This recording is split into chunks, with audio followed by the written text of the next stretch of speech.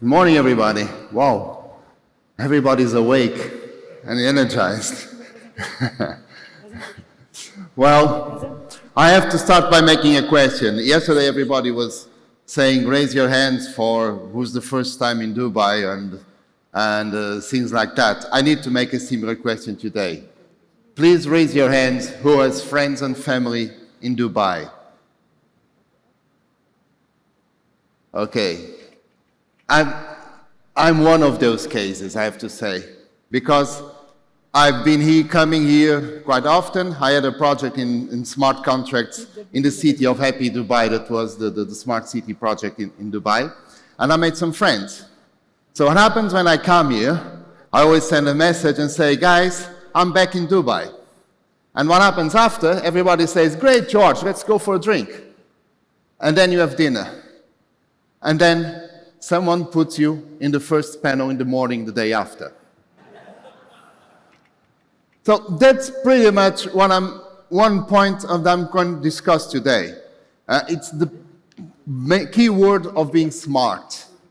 Quite frankly, it was not smart putting me on the first panel of the day.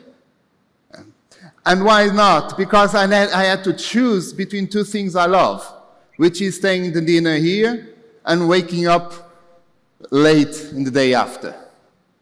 And that was tough. But if our organization would have a different approach, more like an approach of being a cognitive approach, that's what I'm trying to say, you would predict that the best way is putting George on afternoon panel, because then he could have drinks and then he could have the things. Thank you. So, in short, this is more like what we are experiencing in smart cities, is this shift, this paradigm shift from smart to cognitive. Okay. So it is always important to have, wrong button, sorry. It's always important to say who am I. This was a standard panel. I'm not going to discuss much because everybody says. I am a tech person since the beginning. I was graduated in tech. I'm pretty much as a nerd like you guys. And I'm proud of it, by the way. But as you mentioned, I've been involved for 10 years with the Smart Cities Division in European Union. And as it was previously said, I was responsible for Smart.London, a project for the city of London, for 2 years, 2016 and 17. That's when the project finished. And the funny thing is, apart from the documentary and everything about this event, is what happened to London. And I just picked up this picture because of the weight. I don't know why, but since I left London, and I was part of European Union, London did a lot of things. First, they get out from European Union. Second, it pretty much was a parked project. And people say, yeah, because it was the COVID and everything, probably that was. But another funny fact about London, since I left the project of Smart City London, is a study that was published by Digital Capital in 2020. And it's always nice to know when you were so much deeply involved on making a smart city project for the city of London, and 2 years later, Digital Catapult just published something saying, don't worry, smart cities will only start now. 2 years after, I started a project there. They say, forget the past, it's going to start now. And they said that because of a combination of things. This is what's happening now in London. It's the Emerging Technology Charter. And basically, what they're claiming is 5G is coming up now, big time. So 5G is enabling AI and a complete different approach of IoT. So this means cities and tech and interface with people is going to change dramatically. So pretty much forget what we've been doing in smart cities, probably forget the way we are approaching tech, and remember, it's really a new paradigm that is appearing now. So what does it really tells you about the paradigm? I always like to say, when it's a new paradigm, we need to revisit what we learned and probably start brainwashing ourselves and start changing the way we think. So basically, it tells us that the way we've been doing smart cities is pretty much the way that we've been doing any approach on tech. What happens is, smart cities appeared, the word itself and the terminology appeared from the United Nations. They made a forecast of population, and what they said is that around 2060, there will be as many people living in cities as living today in the entire world. So it's a huge migration of people to cities. So cities will be accountable, cities are already accountable today for 70% of the energy consumption. They are accountable today for 75% of the emissions of carbon. They are pretty much responsible for the problems that we have in climate change. And they just use 3% of our land, of our surface. So what happens, of course, is that when you see this big migration to cities, the United Nations said, guys, we need to be smart. Our infrastructure and the way we manage cities today is simply not sustainable. And that's where the term smart cities came on. So how do tech people deal with this challenge?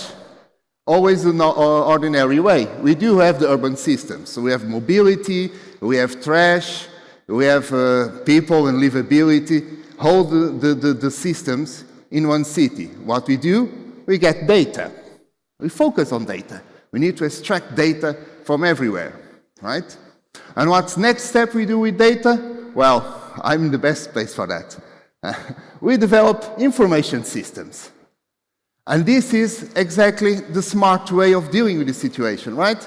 So we get data, we compile data, and then we make systems to provide information for people to take decisions. This is exactly the point that we are coming now. What's happening, there is a strange formula nowadays. 5G will make communications 100% faster than what we have today. It can achieve, it's evolving, it will be 100% faster. It's incredible when compared to what we can do today. And we already have flabbergasted about how far we are getting. AI will be possible to put in the smallest gadget, in the smallest sensor in the world. So we do have a complete different architecture here. So we can have small sensors everywhere with AI, learning. And because of communications, we can have these kinds of neural network or neural city that AI communicates to AI at different levels for different sensors and taking different aspects of decision. So this is really a paradigm shift. And what I mean by that is we need to revisit our mindset. I'm in this industry for 20-something years. I don't want to tell that because that makes me older. So one of the things I always learn, like this is the holy grail of your job, is providing real-time information. Everybody loves to say, we always bragging about it, our customer says, no. Well, in the moment something happens, you'll be the first to know. We provide real-time information. We're always very proud of that.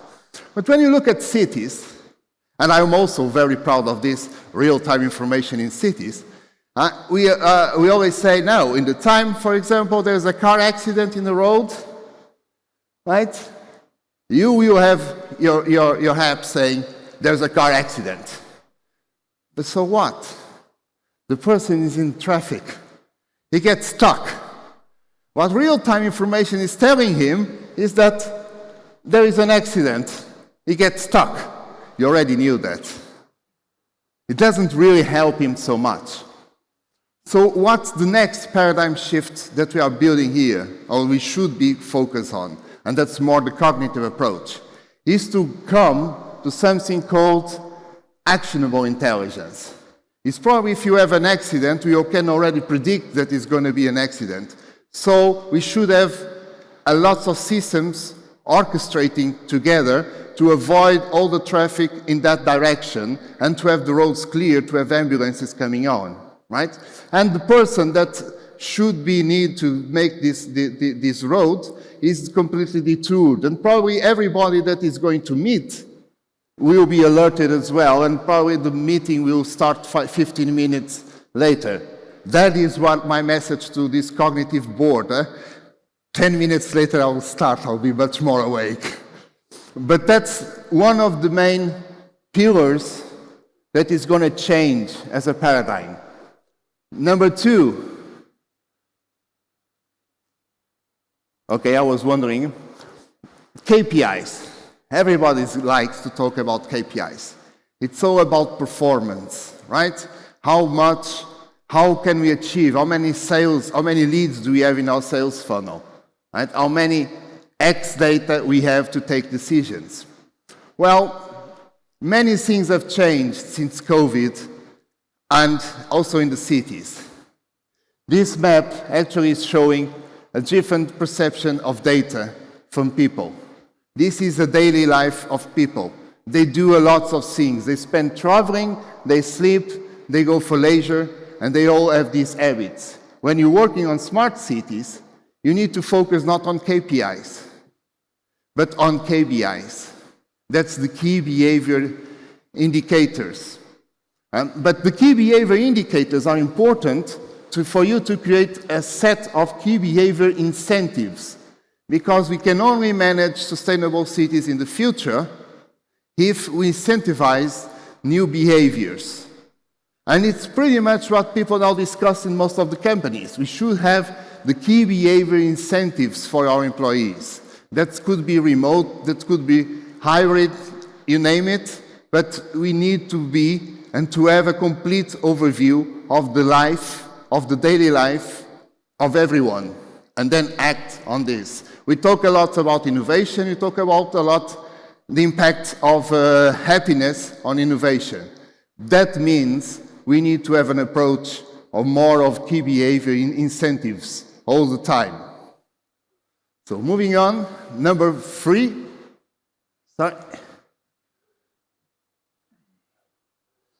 This is actually one of the best slogans that have been marking most of our lives. It's just do it.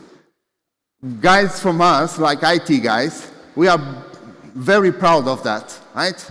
Just go to university, learn any programming language, get the feedbacks or the analysis, just do it.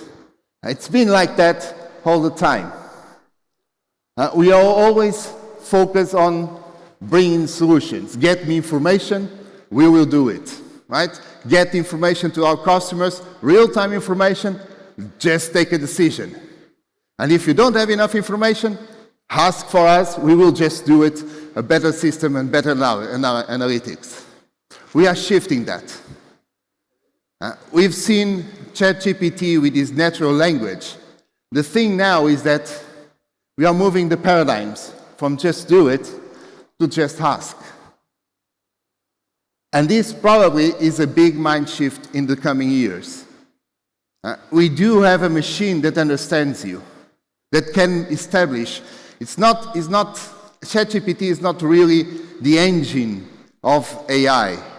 The only thing that makes it more different and more accessible is the capacity to deal with us. So just now we just hear someone saying, we need to focus on interface. ChatGPT is an interface. It's just a natural language. It's just the ability to deal and to communicate with you. But this is pretty much changing the entire focus also in cities and also what we call a cognitive system.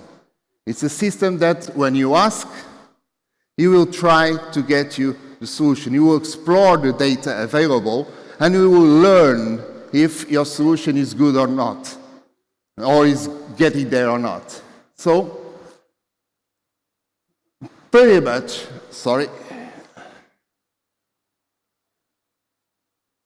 Okay, there should be a slide before, but that's okay. So what I'm saying is, the big shift that's coming from smart cities to cognitive cities is that smart cities up until today was trying to make the cities more sustainable. It's trying to bring solutions into cities, most of them isolated. Like people hear about vertical farming. It's not just a trend. It's just a city needs to produce their own vegetables inside of the city. So it cannot be horizontal, of course. It's like living there. It needs to be vertical. And drones and everything, all these kinds of technologies are isolated solutions to specific problems. That was the smart city approach.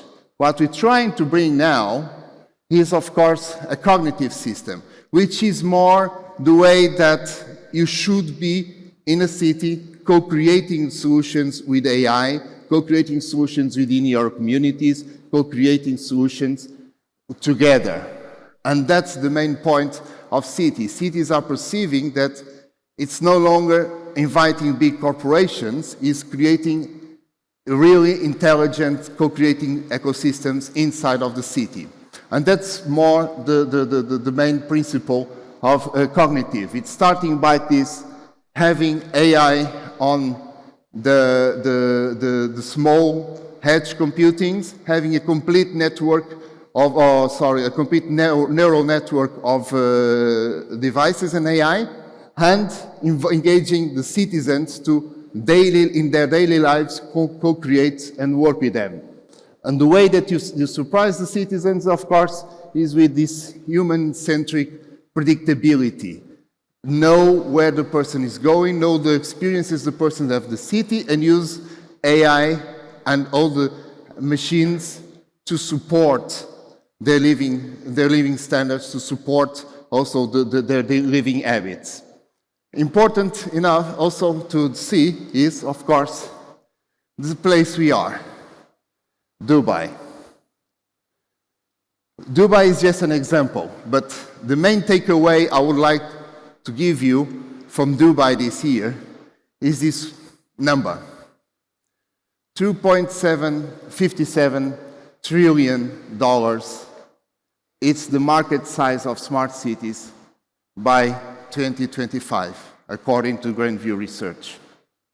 And what I mean is, a lot of money, a lot of investments are being made in cities. Again, because most of cultures know that cities will surpass countries on revenue generation, on progress generation. And we all know that the paradigm is shifting. So examples in Neom actually also offers you the example of autonomous. I don't know, anybody knows about autonomous?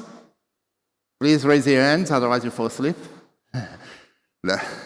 Autonomous actually is the first project from Neom that I explained very easy. Neom is the largest city from the ground up ever made. We are talking about $500 billion invested in the region. It's more than a city, actually. It's more like a small country. I'm from Europe, so Neom is pretty much the same size of Belgium, and they call that a city, so that's weird. But that's the point. It's an investment of $500 billion there, and to finish, they need at least another $500 billion, just in one region. And Neom is a huge project because they get revenue for something that is the new tech that's going to happen from there. They try to build a new city and sell the tech city, the technology for other cities.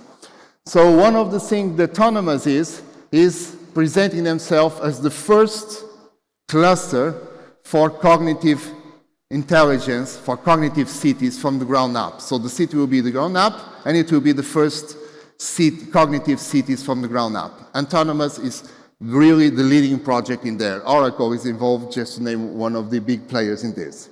But we're also doing this in Europe. This is a project of mine, of course, and we're trying to get this network of IoT, where we measure the entire public space, and we do it for retrofitting, because in Europe we don't do cities from the ground up. So we are trying to retrofitting and putting cognitive systems in the existing cities.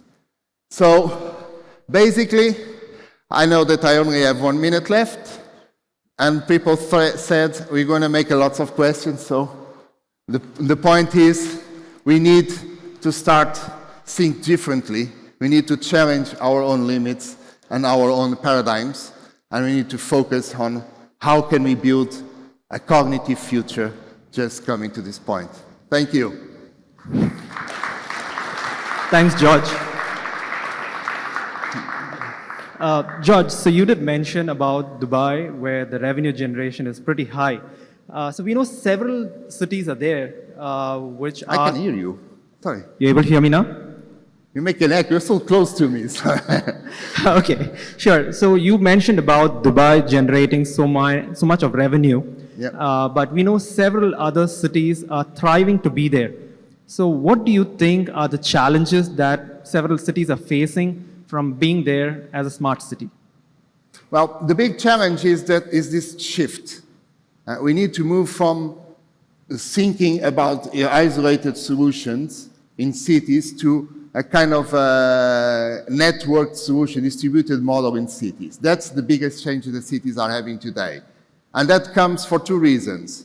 Number one, the way cities are organized. All cities are based on silos. This is industrial revolution. So you do have the energy sector, you have the water sector, you have the trash sector, and the whatever, the transport for the city sector. So these silos do not talk with themselves. That's the main problem. And we still cannot ever work on this. We always come as IT guys and says, don't worry, we'll create a platform communicating with each other. That never worked. That's failed from now. The reason that people are saying the only way that we can make it work actually is having all these departments, instead of sharing the same platform, is sharing the same AI. And this is coming to become a very common sense. Because if they have the same friend that advise them, and their advice comes from the line of thinking that the cities don't have, which is a more integrated, more broad solution, that's probably the biggest challenge that we have in the cities. That's in short, the move from the smart concept to the cognitive concept of cities. Sure. So this particular question has got so many oaths, probably to you. How do you balance privacy with consent at the scale of a smart city?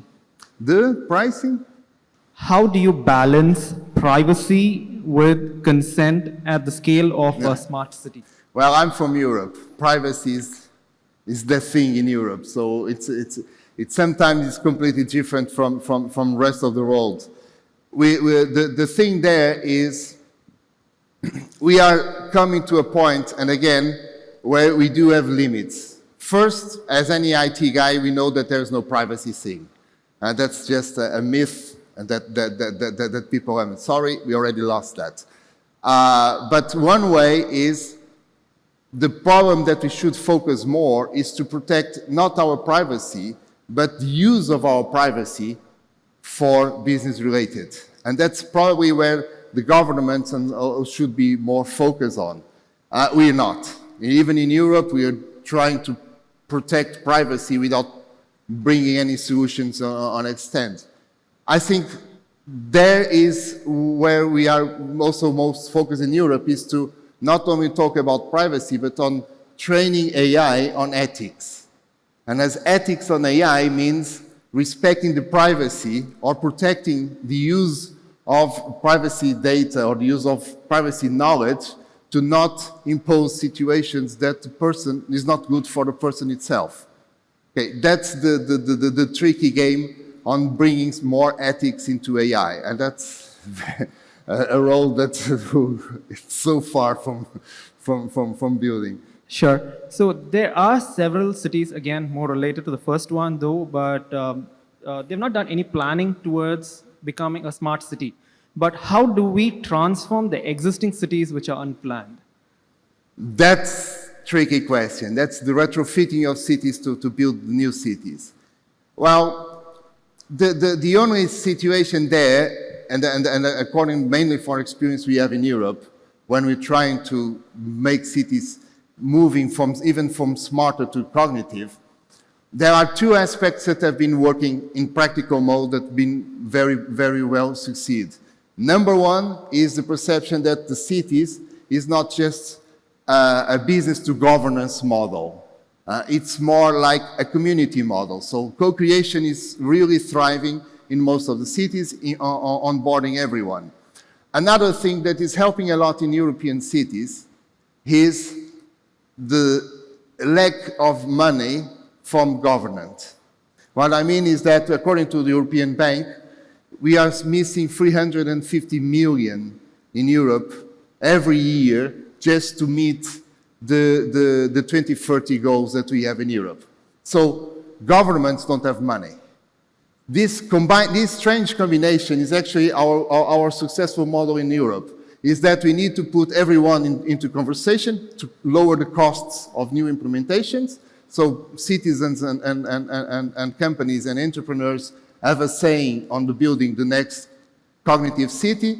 And number two, investors can now sit with governments and can now sit with people and they can say, okay, we can put money here if the government creates regulatory frameworks that help us to thrive, and people will say, yeah, but we also want a better experience, better quality of living. These kinds of co-creation clusters that we are building in cities, that's actually the best way to drive. Of course, Neom is a different thing. It's a city coming from the ground up. So you don't have the people living there to impose their conditions. You just plan first and hope it works. We'll see if that will succeed. Sure. And for a smart city, the waste will have to be managed well. So any thoughts on waste management for smart cities? Now, that's the silo thinking that we think we need to shift. Because the waste is not something that we should manage. The waste is also a part of an habit that people need to be part of the problem. I mean, not only recycling, but also reusing more products and also reducing the products we buy. This is a behavior that needs to be incentivized. And that's only a part of the overall problem. Not just, if you only focus on the waste problem, we are not focused on building a sustainable city.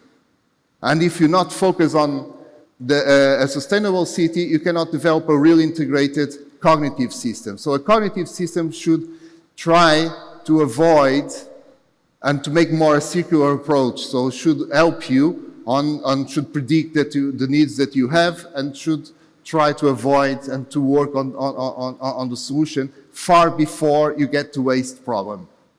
Sure. So for a city to become smart, usually it is an initiative by the government. So how about small businesses or enterprises taking up those initiatives in making a city smart? Yeah, that's a perfect question. Things are changing. That's the important part. In Europe, the governments already know that they cannot buy everything.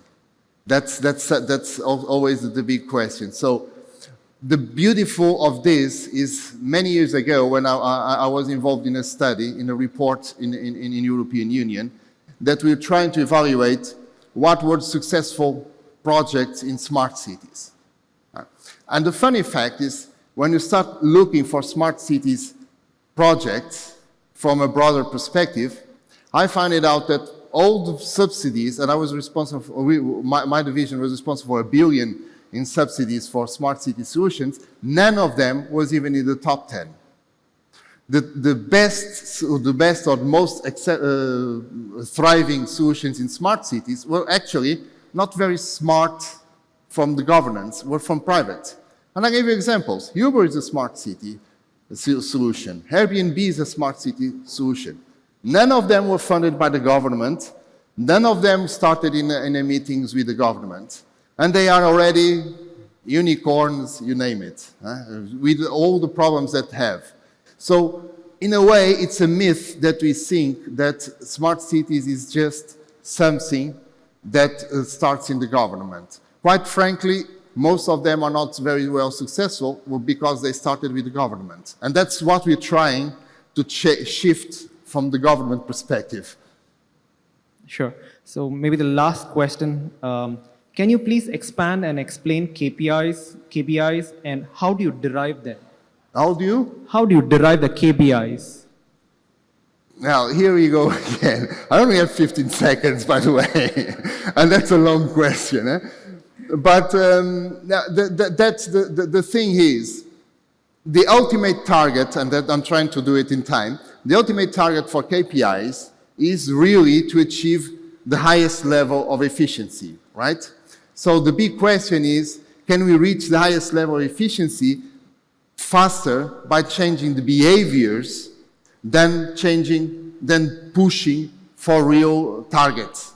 And that's the difference between KPIs and KPIs. So if we focus on behaviors that really are not getting you the position you want, you probably get there faster than just focus on pushing for an extra mile. Sure. But that's just, sorry. Thank you so much. Thank you. George.